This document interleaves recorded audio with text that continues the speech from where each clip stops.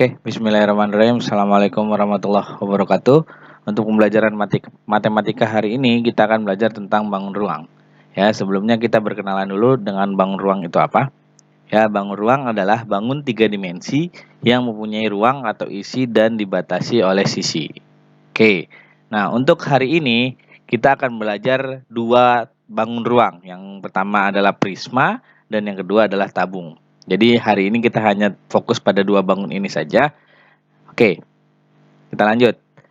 Prisma, ya, prisma adalah bangun ruang yang memiliki alas dan atapnya berbentuk sama. Ya, jadi yang namanya prisma, bagian atas dan bawahnya bentuknya sama. Kalau dia atasnya segitiga, pasti bawahnya segitiga. Kalau atasnya persegi, pasti bawahnya juga persegi. Kalau atasnya persegi panjang, bawahnya juga pasti persegi panjang. Begitupun dengan kalau atasnya segi 5 atau segi 6, bawahnya juga segi 5 atau segi 6. Ya.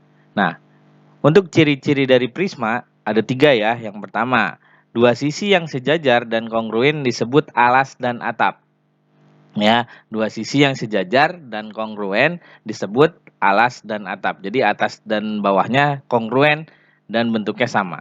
Yang kedua, sisi tegaknya berbentuk persegi panjang. Jadi sisi samping-sampingnya itu berbentuk persegi panjang. Dan yang terakhir, ciri yang terakhir adalah jumlah sisinya tergantung pada bentuk alas dan atapnya. Ya, jadi kalau alasnya bentuknya segitiga berarti sisinya ada 3. Kalau alas dan atapnya bentuknya segi 4 berarti sisi sampingnya atau sisi tegaknya ada 4. Tergantung dari bentuk alas dan atapnya. Oke. Bangun yang selanjutnya yaitu tabung. Ya, tabung merupakan bangun ruang 3 dimensi yang memiliki dua sisi berbentuk lingkaran yang sejajar dan kongruen. Kalau tadi prisma itu atas dan bawahnya sama, tapi bentuknya nanti bisa berubah-ubah, bisa segitiga, bisa segi 4. Nah, kalau tabung itu mirip dengan prisma, tapi dia atas dan bawahnya, ya, atap dan bawahnya itu selalu berbentuk lingkaran. Oke, serta satu sisi lengkung yang menghubungkan kedua lingkaran tersebut. Jadi kalau sisinya kalau tadi tegak itu berbentuk persegi panjang, kalau lingkaran itu berbentuk sisi lengkung. Oke, untuk ciri-cirinya sama ada 3 ya. Yang pertama, dua sisi berbentuk lingkaran disebut alas dan atap. Ya, jadi bawah dan atasnya itu berbentuk lingkaran. Yang kedua, sisi tegak berbentuk bidang lengkung. Kalau tadi sisi tegaknya berbentuk persegi panjang, kalau ini berbentuk bidang lengkung. Dan yang terakhir, ciri yang terakhir adalah tinggi dari tabung adalah jarak antara atap dan alas. Ya, jadi jarak dari atas ke bawah itu disebut tinggi dari tabung. Oke. Selanjutnya, untuk pada materi hari ini perhitungannya adalah menghitung volume ya. Untuk rumus volume prisma itu luas alas kali tinggi. Jadi nanti alasnya berbentuk apapun ya, mau dia segitiga, mau dia segi 4, kamu hitung luas alasnya dulu baru dikali dengan tingginya. Ya, untuk yang tabung volumenya itu yaitu pi dikali r dikali r dikali t atau pi dikali r pangkat 2 dikali t. Ingat, pi itu nilainya cuma 2 ya, nggak usah bingung lagi. Pi itu nilainya bisa pakai 22/7 atau 3,14.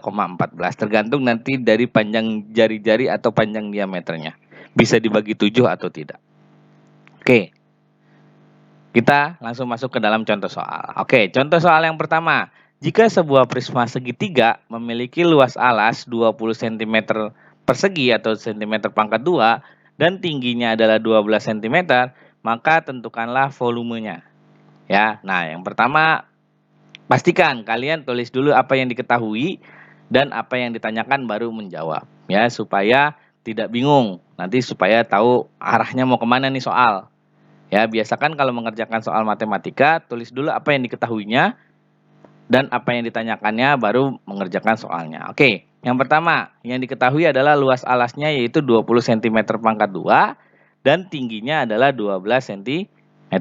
Untuk yang ditanyakan adalah volume. Tadi rumus volume dari prisma adalah luas alas kali tinggi. Kita luas alasnya sudah punya yaitu 20, tingginya 12. Tinggal kita kalikan 20 dikali 12.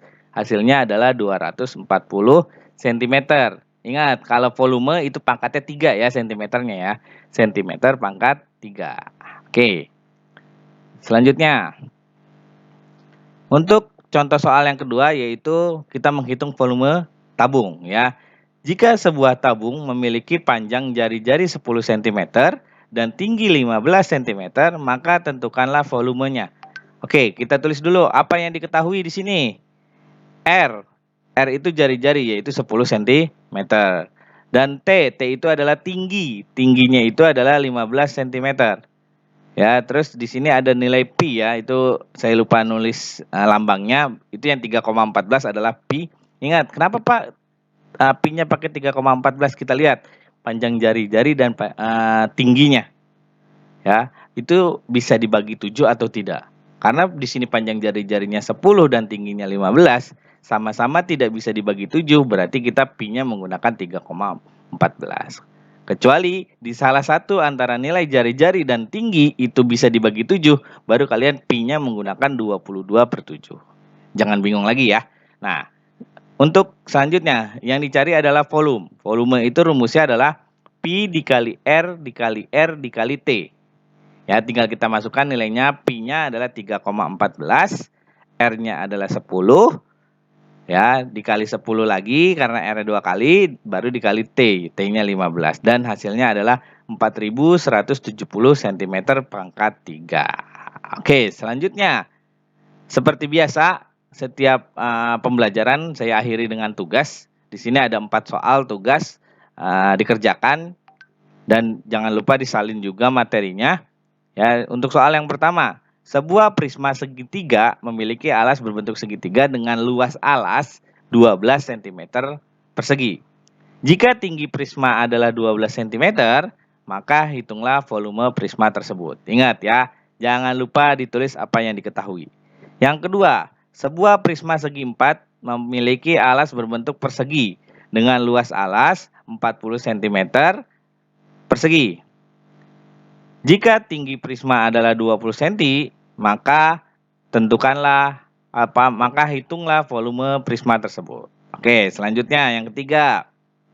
Jika sebuah tabung memiliki jari-jari alas 5 cm dan tinggi 20 cm, maka hitunglah volume tabung tersebut.